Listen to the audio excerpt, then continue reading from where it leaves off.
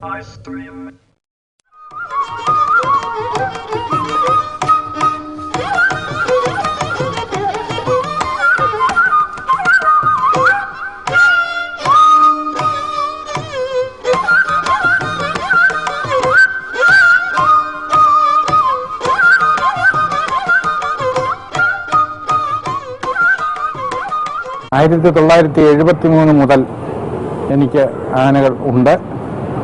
1973 ഞാൻ കല്യാണം കഴിച്ചപ്പോൾ വൈഫിന് ഒരു പിടിയാന ഉണ്ടായിരുന്നു.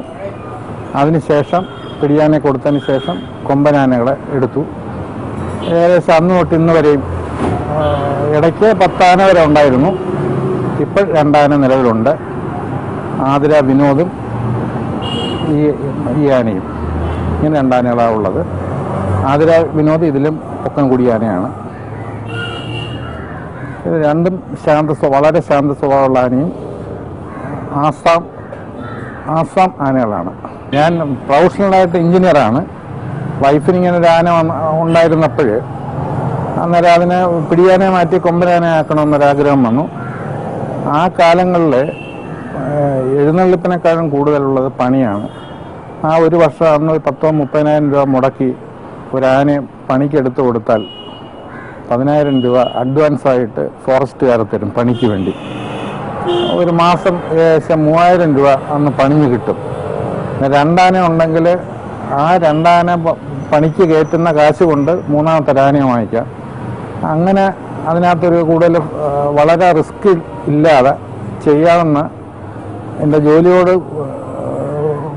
പാരലായിട്ട് ചെയ്യാവുന്ന ഒരു പ്രവൃത്തിയായിട്ട് തോന്നി. അതിൽ അന്നൊരു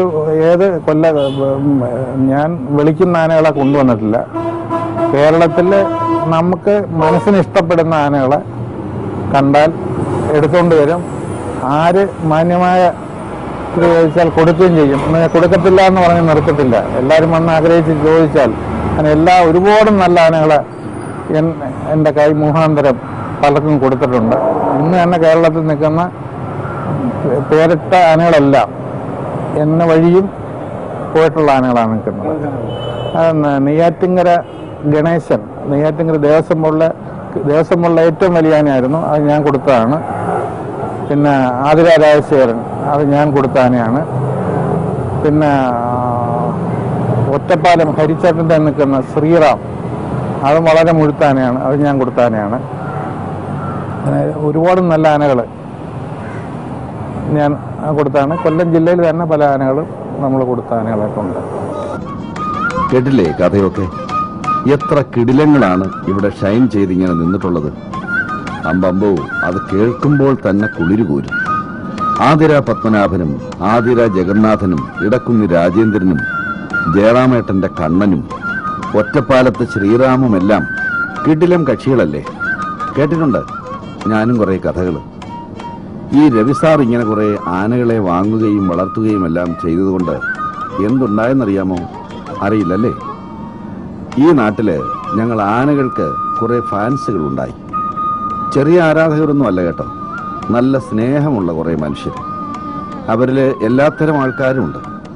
ആർക്കും ഒരു വിവേചനവുമില്ല. ചെറുപ്പക്കാർ മുതൽ സീനിയർ സിറ്റിസൺസ് വരെ ഈ ഫാൻസ് അസോസിയേഷനിൽ അംഗങ്ങളാണ്. ചിലർക്ക് മുഴുത്ത ആരാധനയാണ്. ഞങ്ങൾക്ക് ഭക്ഷണമൊക്കെ വാങ്ങിത്തരും. ഉത്സവത്തിനും മറ്റും പോകുമ്പോൾ കൂടെ വരും, പ്രോത്സാഹിപ്പിക്കും. എന്ത് സ്നേഹമാണെന്നോ അവർക്ക്. അവരിൽ പലർക്കും എന്നെപ്പോലത്തെ ഒരു കൊമ്പനെ വാങ്ങണമെന്നൊക്കെ ആഗ്രഹമുണ്ട്. ആഗ്രഹമൊക്കെ കൊള്ളാം, പക്ഷേ ഞങ്ങളുടെ വില കേട്ടാൽ അവർക്ക് വാങ്ങാൻ കഴിയില്ലല്ലോ. പിന്നെ പോട്ടെ, ഒരിക്കൽ അവർക്ക് അതിന് കഴിയില്ലെന്ന് ആരറിഞ്ഞു? ഇതാ കേട്ടു നോക്ക്, ഇവരുടെ സ്നേഹത്തിന് മുന്നിൽ ഞാൻ തോറ്റുപോകുന്നു. ആനയെ ചെറുപ്പം തൊട്ടേ ഇഷ്ടമാണ്. പിന്നെ ഞങ്ങളുടെ വീടിൻ്റെ അടുത്ത് അമ്പലത്തിലൊക്കെ ആനയുണ്ട്. അങ്ങനെയാണ് ആനയെ ഭയങ്കരമായിട്ട് ഇഷ്ടപ്പെടുന്നത്. ഈ ആനയെന്ന് പറയാൻ ഞങ്ങൾക്ക് നേരത്തെ അറിയാവുന്ന ആനയാണ്. പിന്നെ ഈ ആനയോട് ഒരു പ്രത്യേക താല്പര്യം എന്ന് പറഞ്ഞാൽ ഈ ആന നല്ല ശാന്ത സ്വഭാവ ആനയാണ്.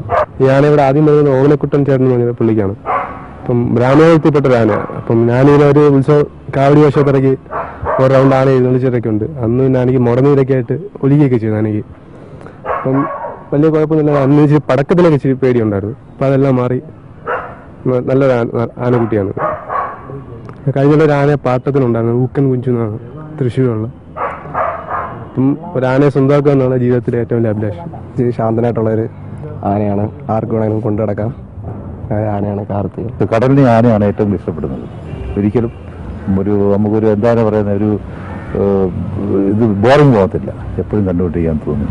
അതിൻ്റെ രീതികളും ദീപികമായ ഒരു സൃഷ്ടിയാണല്ലോ ആന. കേട്ടില്ലേ, ഇതാണ് സ്നേഹം. ഈ നാട്ടിലെ ഉത്സവങ്ങൾ വൈകാതെ തുടങ്ങും. അപ്പോൾ പിന്നെ നിങ്ങൾക്ക് എന്നെ കാണണമെങ്കിൽ ഏതെങ്കിലും അമ്പലങ്ങളിൽ വരേണ്ടി വരും. അത്രയ്ക്ക് ഡിമാൻഡാണ് ഞങ്ങൾക്കെല്ലാം. വിശാലമായ കുളിയും തീറ്റയും ഒരുക്കവും പിന്നെ എഴുന്നള്ളിപ്പും ഒക്കെയായി ഒരു തകർപ്പാണ്. മതം പൊട്ടരുതേ എന്ന പ്രാർത്ഥന മാത്രം. ഉത്സവകാലം കഴിഞ്ഞാൽ പിന്നെ പ്രശ്നമില്ല. ഉത്സവ സീസണിൽ പുറത്തിറങ്ങാൻ പറ്റാതെ വരുന്നത് സങ്കടമാണ്. ലക്ഷണമൊത്ത ഒരു ആനയെ കിട്ടിയാൽ അതിനെ ആരും എളുപ്പത്തിൽ കൈവിട്ട് കളയില്ല. ആതിര രവി എന്ന ആനപ്രേമി എന്നാൽ ഇതിൽ നിന്നും വ്യത്യസ്തനാണ്. ഏറെ കഷ്ടപ്പെട്ട് മോഹിച്ചു വാങ്ങിയ പല ആനകളെയും അദ്ദേഹം മറ്റു പലർക്കും നൽകിയിട്ടുണ്ട്. അതുകൊണ്ടെന്താ, കൊല്ലത്തുകാർ ആതിര രവി എന്ന് പറയുന്നത് കേട്ടാൽ കേരളം മുഴുവൻ അല്ല, ലോകം മുഴുവൻ അദ്ദേഹത്തെ അറിയും. ആതിര വീട്ടിൽ ആനകളെ സംരക്ഷിക്കുവാൻ എത്തുന്ന പാപ്പാന്മാരും മോശക്കാരല്ല. ഹൃദയം കൊണ്ട് ഈ ജന്തുക്കളെ സ്നേഹിക്കുന്നവർക്ക് മാത്രമേ ഈ തൊഴിലുമായി മുന്നോട്ട് പോകുവാൻ കഴിയുകയുള്ളൂ. അതൊരു സത്യമാണ്. ആതിര രവി എന്ന ആനപ്രേമിക്ക് മറ്റാരേക്കാളും നന്നായി അതറിയാം. എവിടെയെങ്കിലും ഒരാന ആക്രമണകാരിയാകുന്നുണ്ടെങ്കിൽ അതിന് കാരണക്കാരൻ ആ ആന മാത്രമായിരിക്കില്ല. പാപ്പാനും അതിലൊരു കാര്യമായ റോളുണ്ടാകും. ഒടിച്ച് ലക്ക് കെട്ട പാപ്പാൻ ആനയെ തല്ലിയ കാര്യം നാട്ടുകാർ അറിയില്ല. വിരണ്ട് പരാക്രമങ്ങൾ കാണിക്കുന്ന ആനയെ ശപിക്കാൻ വരട്ടെ, അതിനു മുമ്പ് പാപ്പാനെ പിടിക്കണം. അപ്പോൾ വാസ്തവം അറിയാം.